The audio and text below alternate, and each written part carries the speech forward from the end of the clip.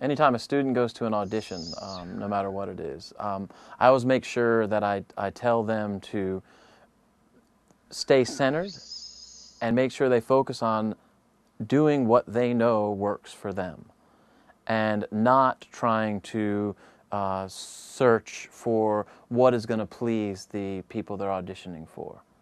I think that's the key to auditioning in general. You find a center point that's easy, that's functional, that's musical, that's beautiful, that's uniquely you, and then you find the place where that fits in. And I think that a lot of us go out in auditions and are so worried about what someone's going to think of us. And we take their words a little too seriously sometimes, and we're willing to sacrifice the basic things that work for us to meet the needs that they have or that they feel we need to be doing. And that's the most damaging thing out there. Because no matter what, you're going to have people who love you and you're going to have people who can't stand your voice. It's just the nature of the business.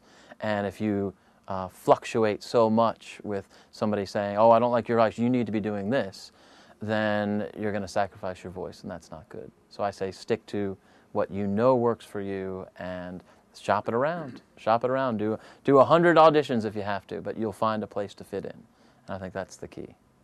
The more the better, huh? The more the better, yeah. You could do 100 auditions, and if you get 5 gigs for the year, that's great. You're set. You can live off of that. You may be disappointed by the 95 no's, but you have to have a thick skin and just say, forget it. I did what I needed to do, and I found my place. Instead of, they said I was awful, you know, I'm going to change everything now, go back to the drawing board.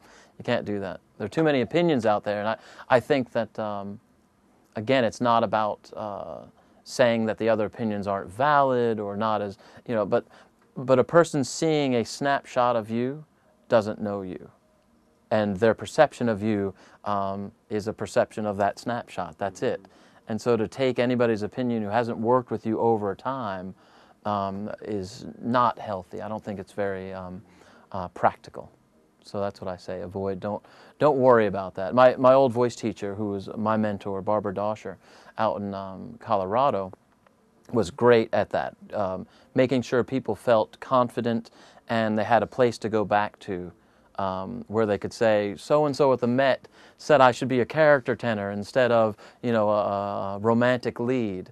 And then she would just say, you know, they're mistaken. They're mistaken, and perhaps you sang, you know, maybe too nasal or something, or you were off that day. And she would have a reason and kind of get you back centered and feeling good about yourself, and then you go back out and attack again. So I think that that's a job of the teacher, is to stay, to be a support for the student.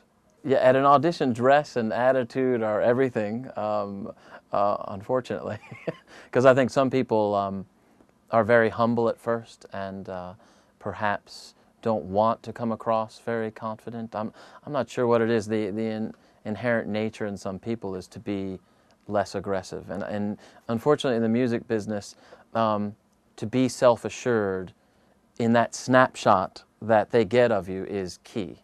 So to be mild-mannered and here I am, even if you have a great talent, gives the initial impression that you're not going to be, I guess, perhaps self-assured enough to do the role, to do a role that you might be up for.